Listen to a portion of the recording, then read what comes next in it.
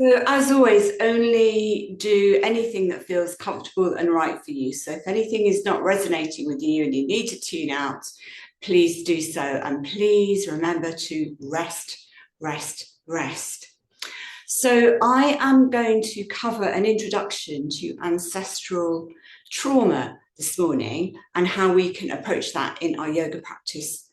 And the reason I wanted to cover this is because it's something that's come up for me over the last year.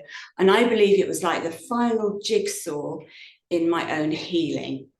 So, about a year ago, I know that listening to talking is tiring, and this session is for you, not me, but I feel in sharing my own story with you, I'm hoping that can help you because this is all about you and how you may or may not relate to it.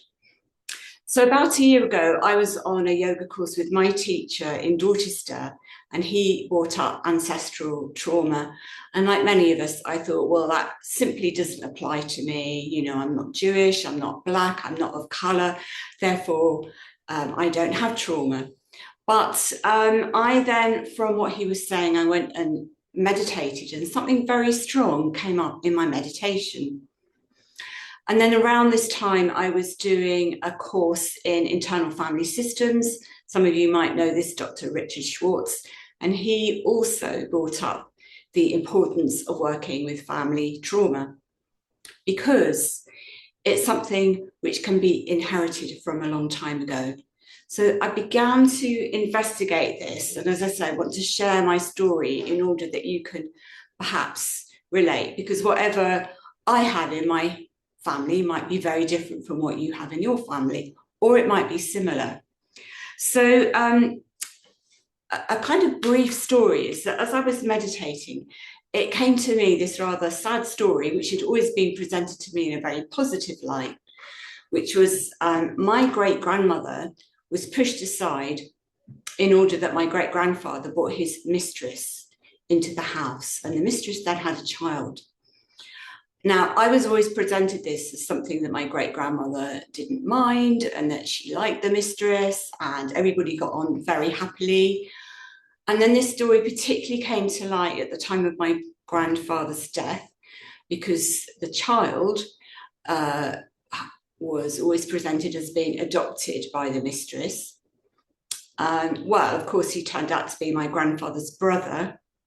And although of a similar age to my mother, was my mother's uncle. And he then went on to have a family and to have children.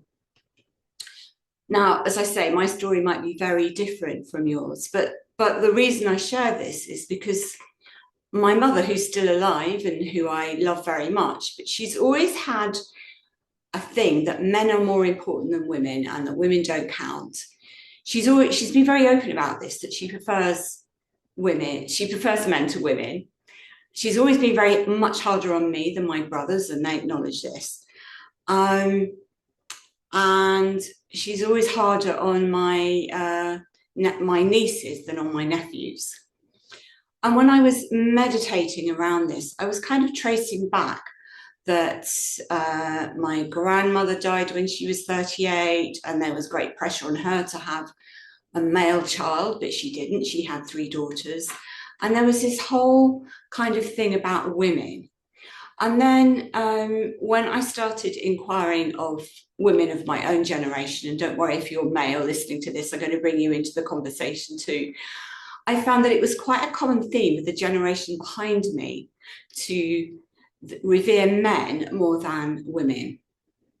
And that consequently, there was this kind of culture that we don't count as much. Our job is to serve and to be of service. Our job is to put others first. And that, you know, potentially I'm not good enough because I'm a woman. Now, this is all very, very subtle and very unconscious, I might add. And you might not relate to this at all. But I now want to bring yoga into the equation, because yoga philosophy says that we do inherit traits, and so do our parents, and that we then build up patterns to reinforce this. So these patterns are known as samskaras. I'm going to go into these a bit more in a minute. And also we have a kavacham, I've mentioned this before, which is like a protective shield to shield us from what might be more hurtful in life. So these inherited patterns, sorry, just to finish the story, I then went to Canada this summer for the first time in 51 years. I had many conversations with my 2 female cousins. So we're all the offspring of 3 sisters, and we're the 3 daughters.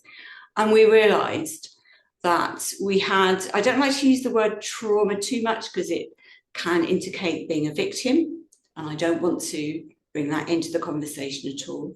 But we realised that the 3 of us had quite a lot of messaging of not being good enough, and being put down. Again, no blame to our mothers.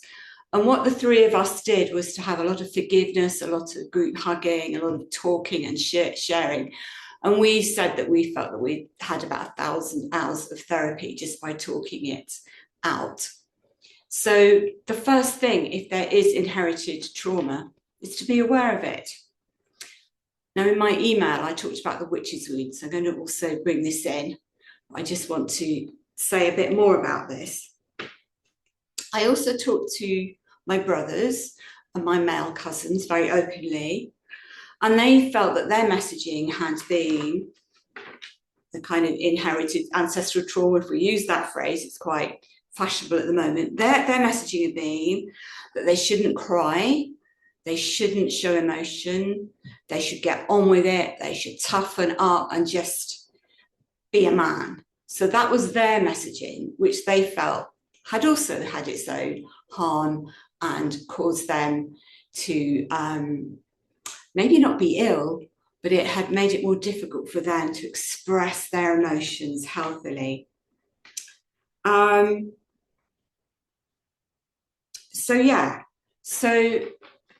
the question is, how do we heal? And I just want to come on briefly to the witch's wound, because this is something I came across more recently. Now, this does apply, all of what I'm saying applies to men and women, but when I'm going to talk about the witch's wound, this applies more to women. So we are all aware, I think, as I say, in yoga, we believe that things are passed on through generations, and we are aware that certain things are passed on through our DNA.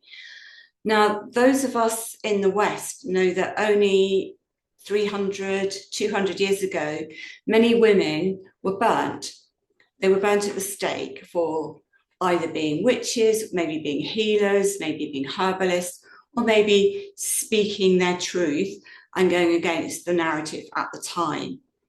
What this has done has affected generations of women who have felt it's not safe to speak up. And the kavacham, the shield, is being polite, fitting in, and people-pleasing. And, you know, again, that's the messaging, a subtle messaging, which is being passed on. So part of yoga is working out what our patterns are, learning to speak our truth, and trying to be as authentic as we can. Now, interestingly, in yoga, I want to talk a bit about the throat chakra because this is about healing our voice, but also it is considered in yoga philosophy that ancestral trauma is stored in our root chakra. So that's Muladhara chakra. So all the chakras are involved, obviously, but these are the 2 chakras which are very important. So in the throat chakra, that's about telling our story. And the root chakra is about being embodied and grounding and feeling I have the right to be here. So before we go on any further, because I've already done a lot of talking, I have a bit more to say, but I want now for you just to take a moment or two to come into your bodies, because this is the root chakra being embodied, and just observe how you feel, and also observe whether my impact on my story has had any impact on you, how you are resonating. And I might add that part of my own healing for the throat chakra has been to tell my story, to talk to my relations, to talk to my female cousins. So I made us very close. and to keep talking and exploring with the voice, but also to sit in meditation and to feel it. So part of my meditation has been to see if I can tune in with my great grandmother as to how she actually felt. And how she felt was not the story which I was told, which is that everything was fine and she didn't mind at all. So just start by seeing if my words resonate with you. And then bring your awareness to your heart. Drop your awareness down out of the head into the heart. And take a moment or two to energetically feel that you are breathing into the heart. Feeling your heart softening. And feeling on the inhalation that you're breathing light into your heart.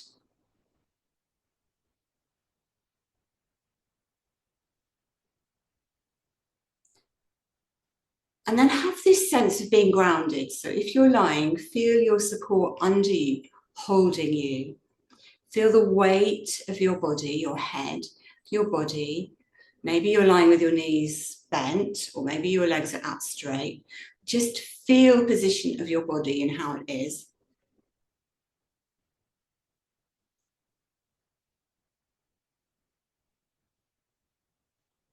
And then just to observe. I always say that this is a reflective question, so it doesn't require an answer yet. But is there any ancestral trauma that maybe I am holding on to? Is there a pattern that I have been told, or the culture has told me to hold on to, and I am living this unconsciously, that I can, through allowing my mind to become quiet, begin to observe?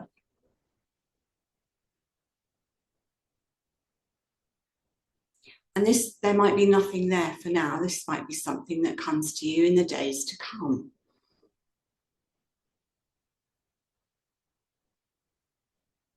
So as I said, I'm just asking you, this is kind of like a meditation now, just a quiet inquiry. Are there patterns which are not helping your healing that you've acquired from previous generations?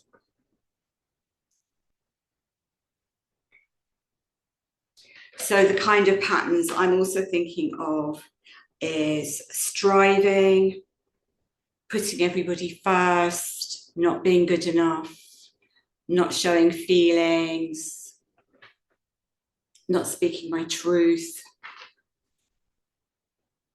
And is there something in previous generations that you feel that you might be called on to heal for your ancestors? So we're going to come into this a little bit later.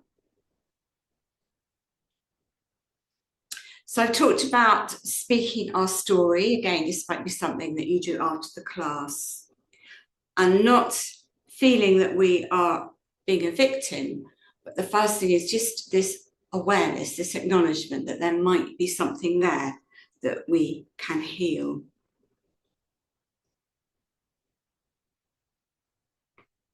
And also, there's a very important word in yoga, in Sanskrit. There's always a good word, isn't there, in Sanskrit, which is kasama, and it means forgiveness. So this is forgiveness of ourselves and forgiveness of others. So when I was with my cousins, we did a lot of forgiveness for our mothers because, of course, they had inherited their patterns from their ancestors and they were not trying in any way to harm us. The other thing that we said, the three of us, was it starts with us. This is not something that we pass on to future generations.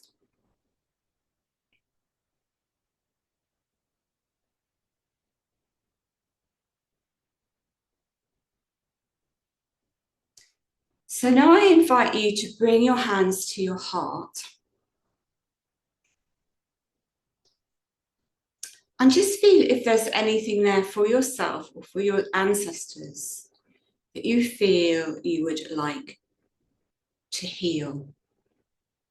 And as I say, it might not be obvious to you now. This might be something that you work on in days or weeks, or even like me, it was a whole year really to come. You might need to go and speak to others about this. But what we're going to do this morning is we're going to chant one of the words for love to our hearts. So we're going to chant Om Bhakti. Bhakti is a word for love. Namaha. So I'm going to chant this 3 times to my heart, and then as call and response, you can do this 3 times to your heart. Om Bhakti Namaha. Now you, if you would like.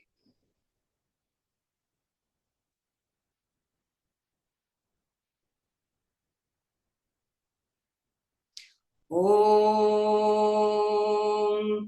Bhakti Namaha.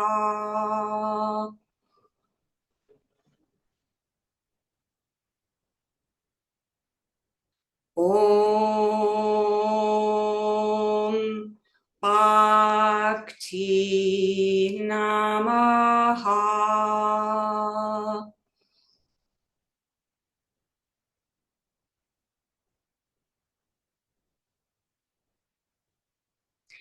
And releasing your hands. Again, I invite you just to feel. You might like to feel my story or how my words have impacted on you. And if you have a story or a narrative there, or if you have anything that you feel, any patterns that you feel you are in need of forgiveness and of healing.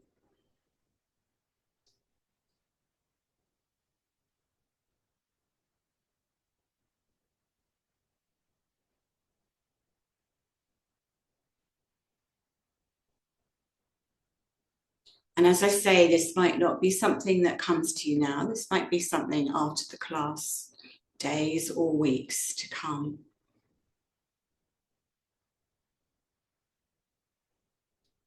And then thinking of the breath again, let's just remind ourselves of healthy breathing. So let's take one hand to the heart, the other just below the belly.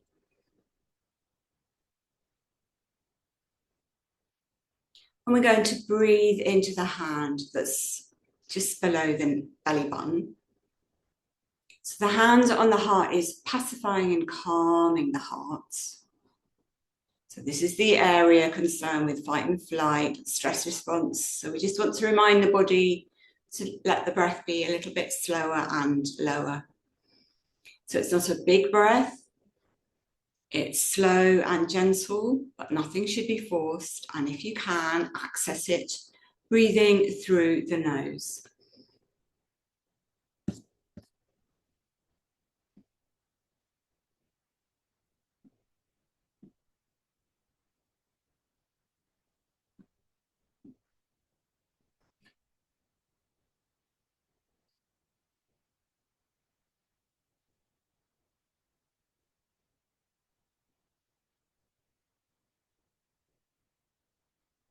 And now we're going to hum the breath out. So in your own breathing rhythm and your own pitch, remembering everything is always optional. 3 to 5 breaths, inhaling through the nose and humming the breath out.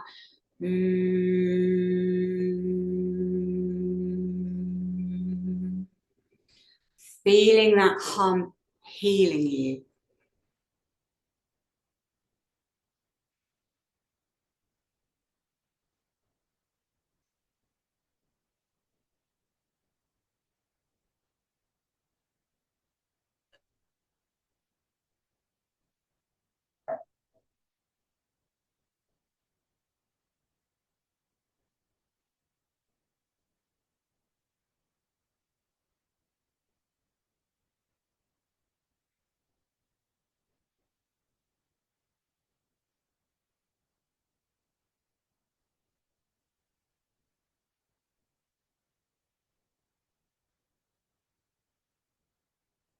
And please just know that when we come into the parasympathetic tone, in yoga we call this sattva, this is where the healing begins. So just begin to drop into the silence after the exhalation. So just for a few breaths, focus only on the exhale, and then just let yourself drop into that pause after the out breath.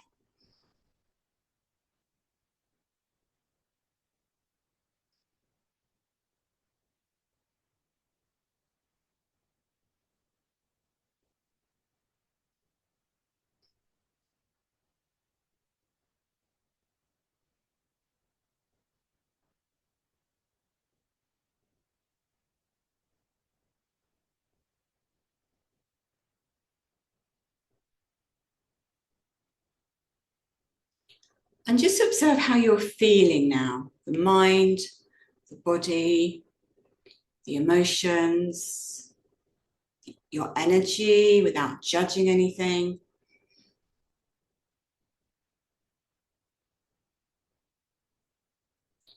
And then when you're ready, we're just going to do a little bit of very gentle movements, very gentle stretching before we go into our yoga nidra, deep relaxation. So if you would like, just stretch out one leg then the other, pushing away one heel then the other. If you want to remain resting, that's also fine.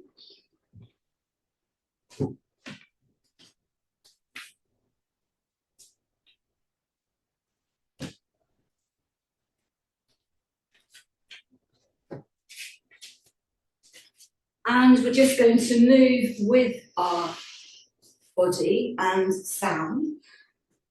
So we're going to start with the palms next to the hips. We're going to flex the feet, so we're going to gently pull the toes towards us.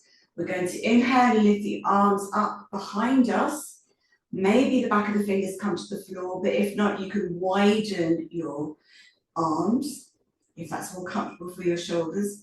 And then we're going to chant Om Bhakti Namaha as the arms and palms come back beside the body. So we're breathing in to lift the arms behind us. We're chanting the arms back. If you don't want to chant, you can hum or just breathe. Om Bhakti Namaha. So 3 to 5 times in your own breathing rhythm.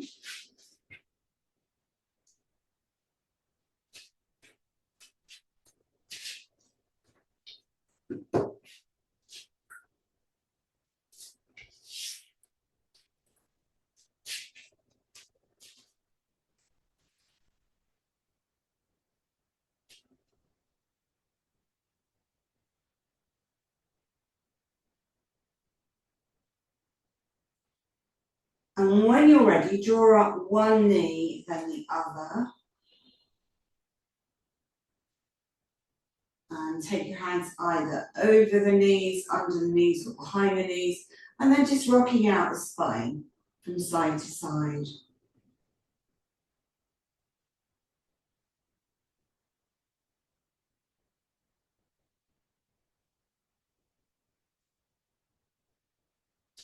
And then we're going to circle, we're going to keep the knees together, and we're going to circle, just feeling that massaging effect on the lower spine.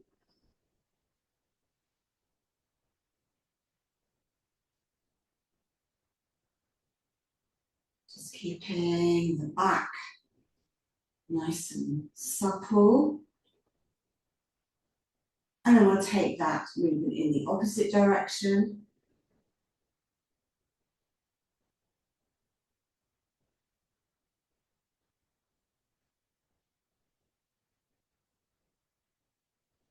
And then we're going to pause with the knees over the belly. And then we're going to move into the asana known as Apanasana, which is really good for opening up the lower spine. And we'll do it with the optional chant. So hands to wherever they're comfortable on the legs. Breathing in, let the knees come away from you as the elbows open. And then we chant the knees in towards us. Om Bhakti Namaha. Inhaling, knees float away. Om Bhakti Namaha. And try that up to 3 times in your own breathing rhythm. But if you are tired and you want to rest out, please listen to your body.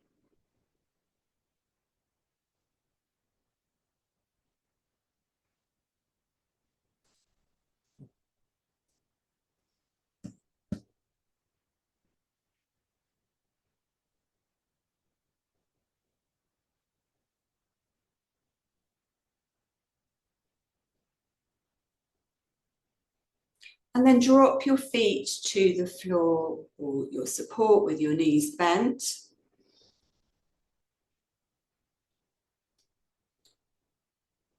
And take a moment or two in stillness just to, again, a reflective question. What does forgiveness mean to me? What does forgiveness mean to me?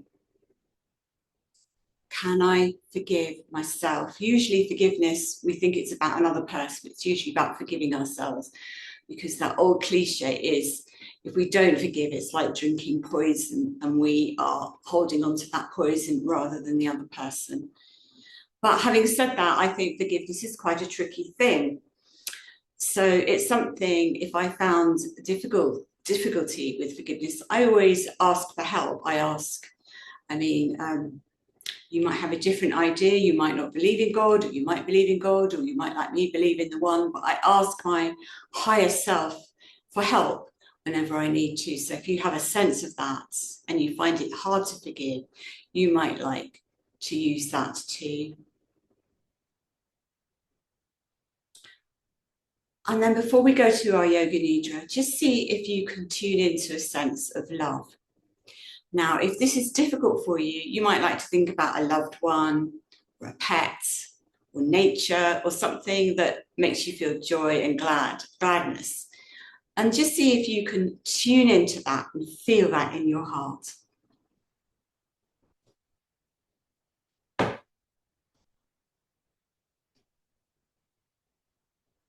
And you might like to even bring a sense of gratitude to your ancestors for your life here and what you are learning about yourself, what they've given you.